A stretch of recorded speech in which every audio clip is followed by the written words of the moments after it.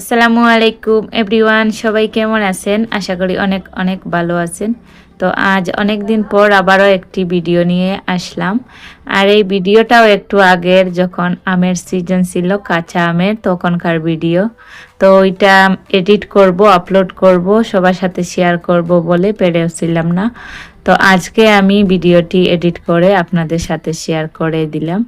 তো এখানে আমি আজকে বানাবো কাঁচা আম দিয়ে মিক্সার আচার রেসিপি, যেটা ভাতের সাথে অথবা রুটির সাথে খাওয়া যায়।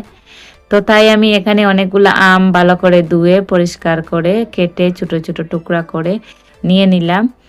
আর এখন আমি পরিমাণ মতো 1 চামচ লবণ আর অল্প হলুদ গুঁড়ো দিয়ে ভালো করে মাখিয়ে একটি ট্রেতে শুকাতে দিলাম। তো আমি এখানে একটি ট্রের মধ্যে দিয়ে ফ্যানের নিচে শুকিয়ে নিছি, কারণ ওই সময় রোদ ছিল না, তাই আমি ফ্যানের নিচে এক রাত রেখে দিয়েছিলাম। তো এখন আমি সব ধরনের মশলা অ্যাড করব ওই কাঁচা আমের মধ্যে। তো আমি এখানে দিয়ে দিলাম 2 থেকে 3 চামচ সর্ষে বাটা। তো ওইটা আমি শুকনো বেটে নিয়েছিলাম, তাই আমি এর মধ্যে অ্যাড করে দিয়েছি। আর আমি এখানে আচারের মধ্যে যা মশলা ব্যবহার করা হয় ওইটা অ্যাড করব। তো তারপরে এখানে দিলাম আস্ত ডুলো, ওইটাও গুঁড়া করে নিয়েছি। আলাদা আলাদা করে সব মশলা গুঁড়া করে রেখে দিয়েছিলাম। তারপরে আমি এখানে দিয়ে দিছি জিরার গুঁড়ো, খাটা জিরা, জায়ফল গুঁড়ো, মানে সব ধরনের মশলা আমি ওর মধ্যে দিয়ে দিলাম। আর এখানে যেহেতু আমি আগে হলুদ গুঁড়ো ব্যবহার করেছি, তাই আর হলুদ গুঁড়ো ব্যবহার করব না। একটু বেশি করে শুকনো লঙ্কার গুঁড়া আমি এখানে অ্যাড করে দিব, কারণ একটু জাল জাল না হলে খেতে ভালো লাগে না।